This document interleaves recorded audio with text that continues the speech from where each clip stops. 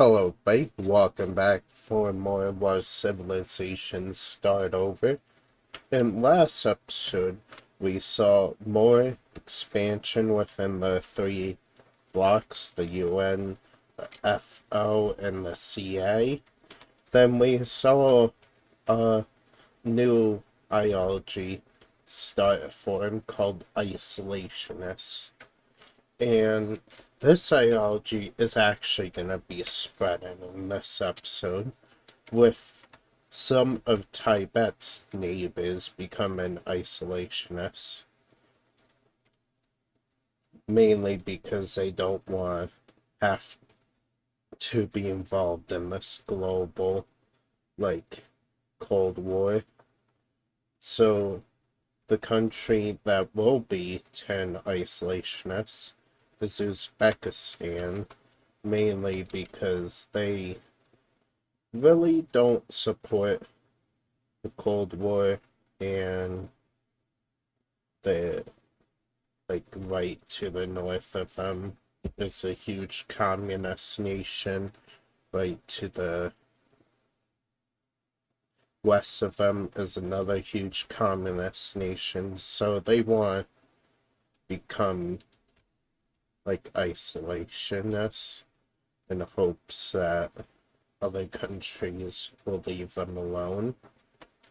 That's the wrong button. So yeah. And now, what's stopping these organizations from invading these isolationist states? Well, it's actually going to be involving the UN. The UN will make a public declaration to all the countries in the world. Any neutral or not neutral, any isolationist country that is attacked by the CA and the the FO will meet a UN response. So this kind of doesn't phase the communists in Europe, because the communists that are here still kind of aren't super expansionist right now, but the fascists don't like it at all.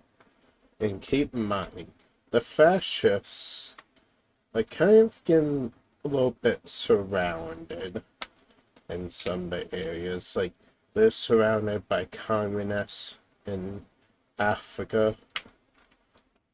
They have a lot of fascism, a fascist bloc in America. There's no fascist nations in Europe, and Asia isn't seeing any fascism up until now, because there's been a country that's been a little quiet lately, and that's Japan.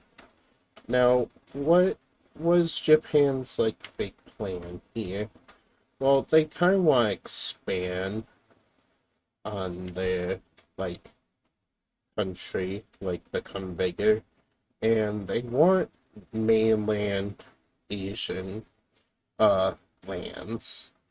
So when they elect a fascist into their country, they will immediately go over to Korea and be like, hey, Korea, guess what?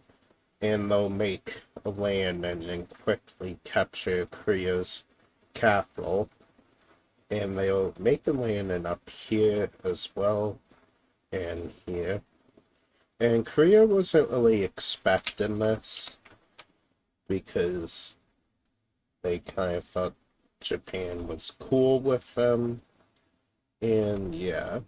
And Korea's not in any alliance. But there's a country that kind of wants to limit Japan's expansion, even not being in an alliance with Korea.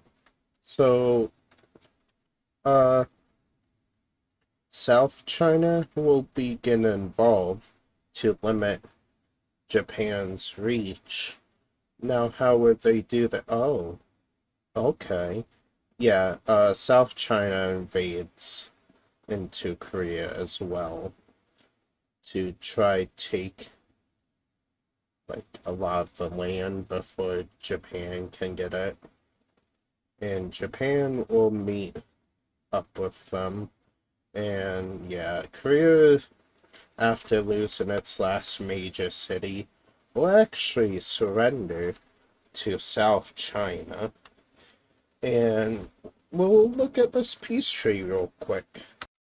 Right, so the division Korea will look something like this. Japan will get the entire peninsula, and South China will take the rest. Now, a lot of countries are looking at what China just did and was like, didn't you join the war to like help serve Korea? And they're like, no, we only said we were stopping Japanese expansion. We didn't say we weren't expanding. And this gets a lot of countries a little bit angry at China, because yo, what the fuck? And the UN will actually make an interesting decision here, and they will suspend China from the UN. And this kind of upsets China because, you know, they would try and limit fascist expansion, and they got in trouble, and they're not really picking up why what they did was wrong. But South China will use this in response by leaving the UN outright and changing its ideology. Now, what would they change it to? Like, they wouldn't become fascists, right? No, they will become communists. And now, South China and Japan are very, very tense towards each other. And to, like, further solidify their partnership with the communists now, China will actually be inducted into the CA as one of their Security Council members. And the UN just looks at this and is going, oh no, this is starting to get really bad. And it's about to get a lot worse for the UN, because right in here in Germany, a major event that will change the course of this Cold War will happen. And that is two large rebellions will pop up. One in the rural area of Germany, and one, like, in between two major cities. And they aren't, like, on the same side, though. You see, this purple one kind of has communist ideals, and the blue one has fascist ideals. And yeah, they will actually be able to spread their influence pretty fast before, like, the German military can fully respond. But when this happens, Germany activates the UN to help them with this civil war. So the entirety of the UN is now involved in this. And this might seem like it would help, but as UN and German troops start fighting against these rebellions, they're gonna find out that this isn't the only rebellion, like the only two rebellions that have been brewing, because, yeah, nothing's really simple in this world right now. As when the UN starts fighting the rebels, more areas will rebel, and it's basically becoming like a two-sided, well, three-sided civil war, more so, because the fascist rebellion isn't too fond of the communist rebellion either, so they will be fighting against communist rebellion, and they will even enter into some of their core territories and start fighting the communists. Meanwhile, the other communist rebellions will start spreading out more, like more so in the north and the south, and they will push towards this fascist rebellion and start invading into there, taking this whole pocket out. Meanwhile, the fascist rebels are gonna have a bit of a field day in the east. And the UN is seeing this, and they're like completely like stunned and confused on what to do, because this is a rebellion by the German people, but they don't want Germany to fall to radicalism. So the Netherlands will make a decision that is kind of controversial. The Netherlands will enter into German territory and start invading into it. Now, why is Netherlands doing this exactly? Well, it's more so to secure like a democratic or monarchist like foothold into Germany, and this really just spells the defeat for Germany, as the country will surrender at this point to all sides. But the rebels aren't done fighting each other, because they are gonna start pushing out through here.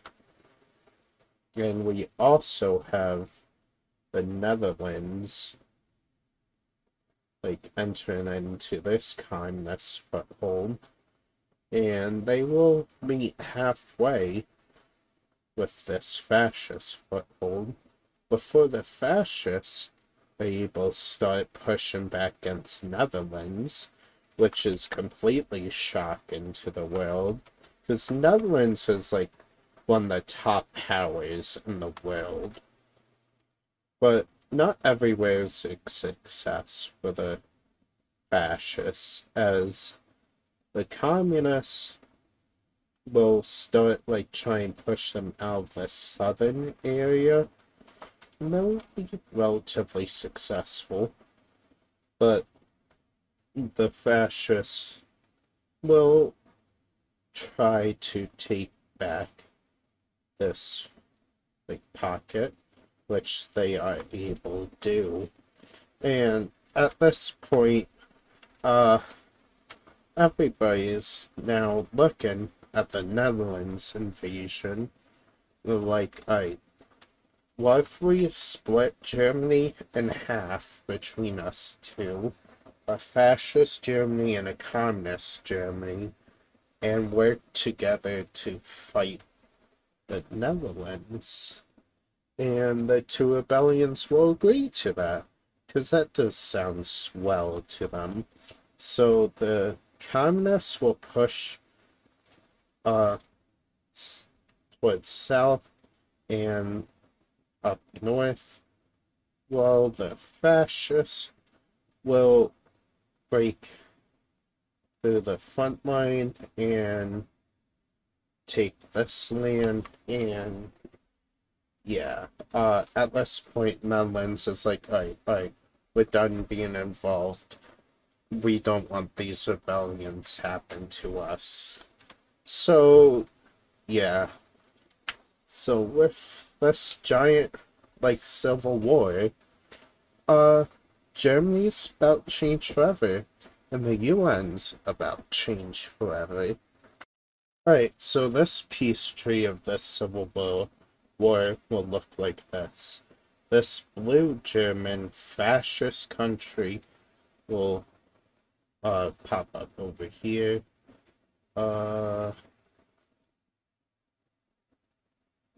No, I do kind of want to give them that state as well that I'm looking at. So they will get it as well. And this is what their border is going to look like. Meanwhile, the purple communist rebellion will get the rest of the land. They will get this, like, that's western, right? Yeah, western side of Germany. And the Netherlands, though, will make an interesting claim. And this is interesting not just for the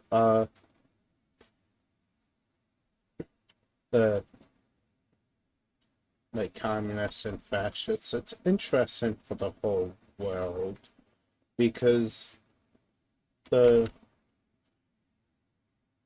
Netherlands, one second, I'm trying to get this look nice.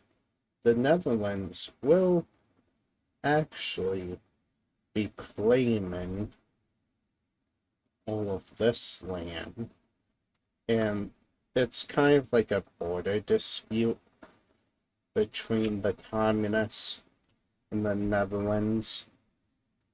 And the Netherlands say the communists like rule over this area is illegitimate and they don't actually own this area.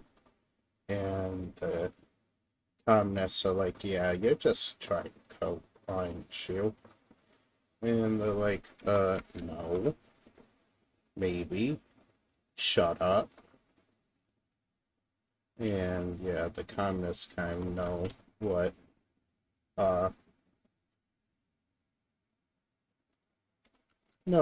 the Netherlands is doing. So I think this is how I'm gonna represent the border dispute. Where it's kind of like this.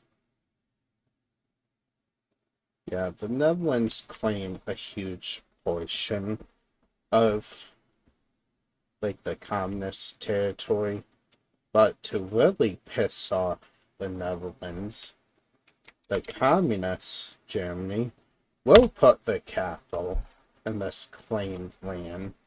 Now keep in mind, I said these are now two separate countries with two separate ideals. So, one second, I gotta do this a little cleaner.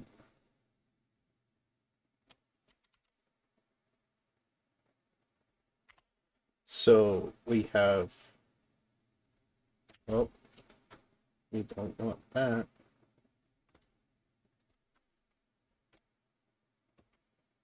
Yeah, that is same red, that's good.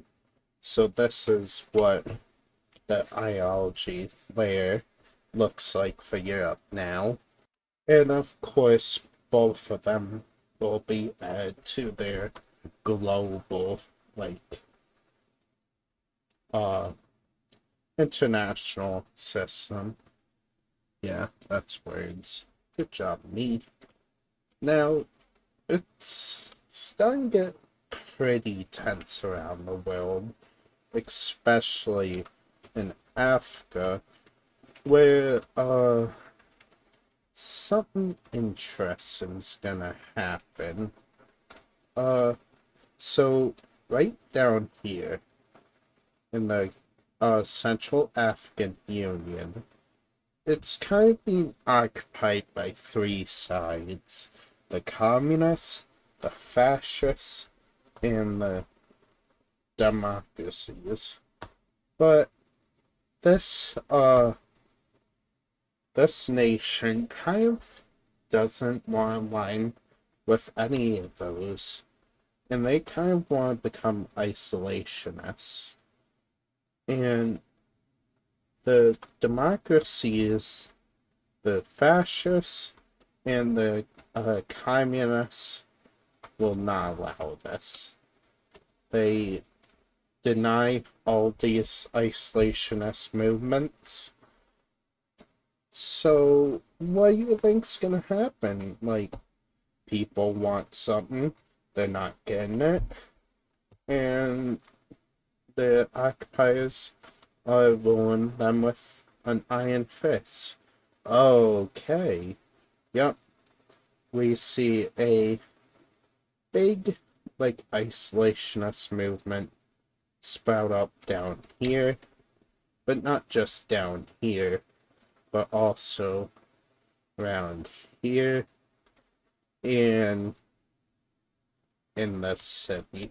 So this like western area of the CAU falls into a isolationist rebellion, and it will gain a lot of steam around the areas they are. Like, it's gonna grow pretty fast. Now, the UN doesn't want like militarily get involved on this, so they will allow this happen to their area. But the fascists and the communists won't. In fact, the fascists will be using this opportunity do something a little funny. When fascists occupying troops invade into the communist occupation zone and also into this isolationist movement. And when this happens, a decision will be made. Because here's the thing. That blue country's in an alliance. And so is Sudan. Oh no. Yeah. The world just all collectively said, oh god, everything's about to go shit. And they are absolutely right. Because the cross team will declare war on the 4-Point Star Alliance. And now we have the first major war since World War IV. Not 4, World War V. And the communists kind of expected this happen, to be honest, because they don't really trust fascists, and vice versa. So the communists will first express this claim, and they will send troops into here to start fighting the fascists, and they're actually doing a pretty good job. They take this major city and all of this.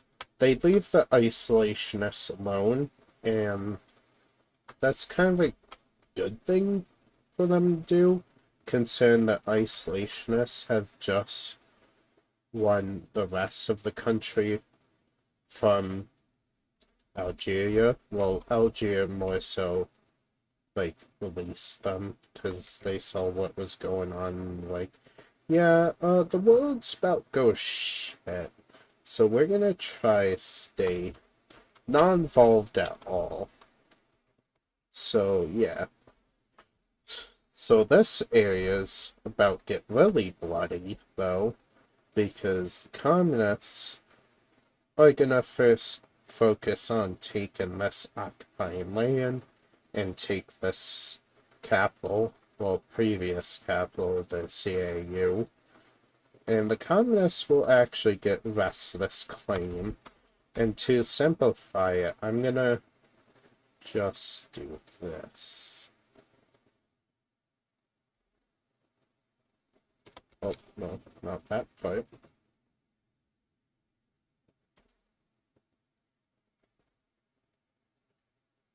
So, yeah. And now for the direct one-on-one fighting. And it's actually gonna start up here with Egypt, where Libya will be the first one to push into another country. Libya will push into Egypt and actually have pretty good success taking a major city. And at the same time, the communists will start pushing into Sudan and take this major city. And yeah, the fascists are already looking like they're not ready for this war. And we'll see how the war concludes next episode. See you guys then.